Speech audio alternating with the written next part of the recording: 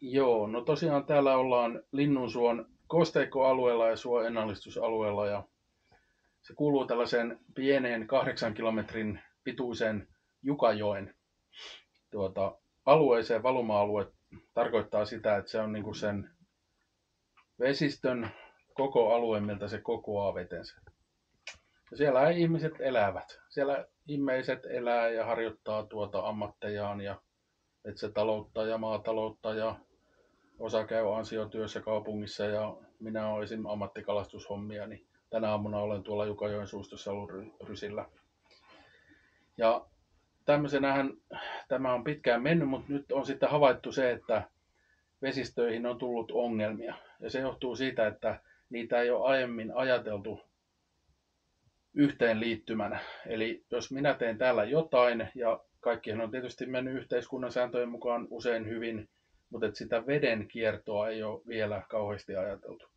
Niin sen takia täällä paikalla 15 vuotta sitten lähdimme omalla kylällä miettimään, että hei, voi vitsi, että tämä koko alue, se valuma-alue ja tämä joki, ja sitten siinä on vielä semmoinen järvi, Jukajärvi, niin sen on yhteenliittynyt.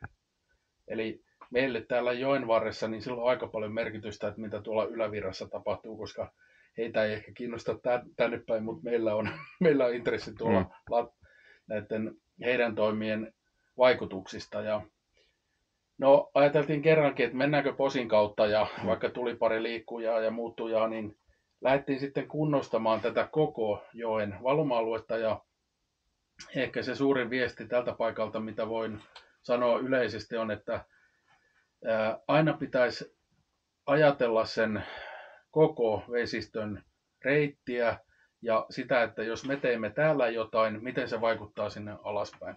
Vaikka laki tai joku viranomainen ei sitä suoraan vaadikaan, niin tänä päivänä se on niin kuin hirmu positiivinen ajatus, että jos minä olen ongella ja haluan siikaa tai tammukkaa tuolta alavesistöistä, veden pitää olla kuitenkin kunnossa, jos vaikka siellä ollaan ongella. Ja sen takia se ajatus siitä, että nämä vesistöt on vähän tällaisia, vanhaan aikaahan ne olikin tällaisia kulkureittejä, uittoreittejä ja näin, niin palattaisiin siihen ajatukseen, että kun tehdään jollain kohteella töitä, teemme vaikka asiakkaalle tai maanomistajalle jotain kohdetta, niin se ei rajoitu se vaikutus eikä idea vaan siihen 200 metrin pätkään, vaan se on osa kokonaisuutta. Ja hirmu tärkeä on esimerkiksi tämmöiset käytännön jutut, kun miten ylitämme vesistöt, jos on puroja, säästetään niitä, tehdään hyviä ylityksiä sille, että koneet ei sitä kauheasti lähde muuttamaan sitä vedenlaatua ja tilaa. Milloin hakataan puustoa, milloin kuljetaan kalustolla, suosittaisiin vaikka talvityötä, jos se on mahdollista. Onko maa jäässä, tsekataan aina, jos se on suomaata tai tällaista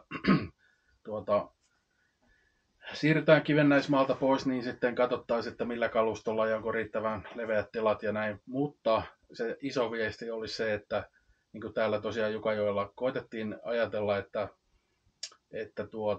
se onkin yhteydessä, perhana. Se vesi kulkee ja sillä ei ole rajaa.